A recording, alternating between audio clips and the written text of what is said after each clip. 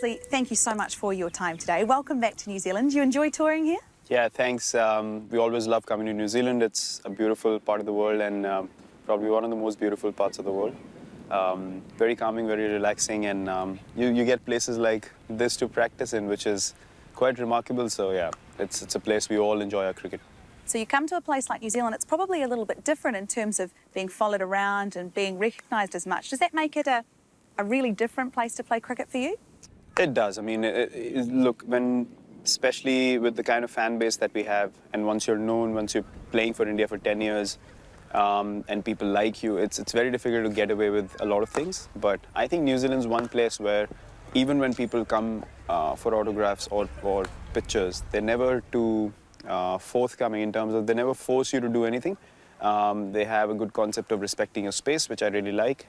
So what do you do to switch off? What do you like to do in your spare time? A lot of the Black Caps like to play golf, for example. Is that what Virat Kohli likes to do? Not at all. I don't go towards any other sport when I'm off cricket, because I spend all my energy when I'm on the field. So look, me and my wife like to do normal things. We just like going around for walks.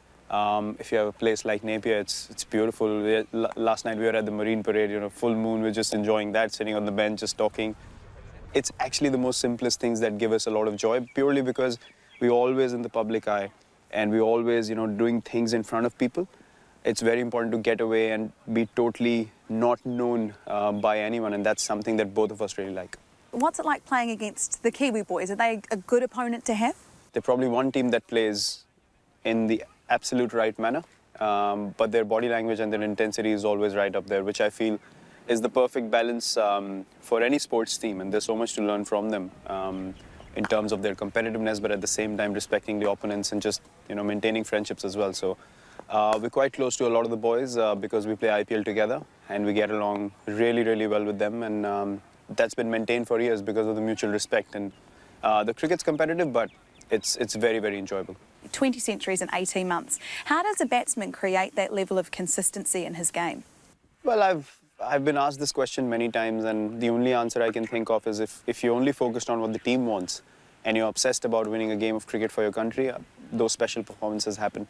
I don't necessarily go out there try to think today I'm going to get the 3-figure mark. That thought never crosses my mind. The only feeling that I have in my heart is that India needs to cross the line, and if I'm the guy that's in that position to be able to do that for the team, I'll keep going on. When you talk about off the field, how you prepare, you've obviously got your trainings, but what do you do as an athlete to go above and beyond? My lifestyle has been a total flip in the last, I would say, 4 years. In terms of my diet, my sleep patterns, my rest patterns, just planning the whole week out.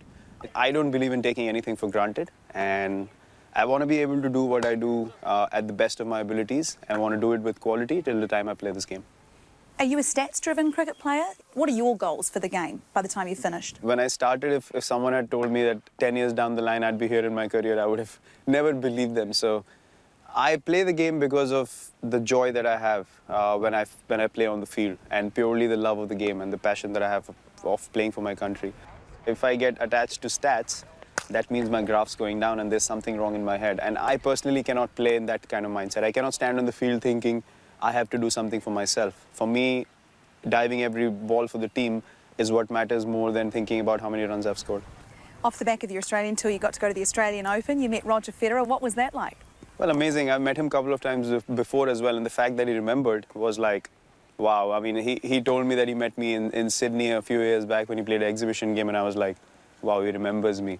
And for me, that was, I mean, I can't explain that feeling to you. You know, I've seen him play since I was a child, and he's a great, great man. Not just a great tennis player, but a great human being as well.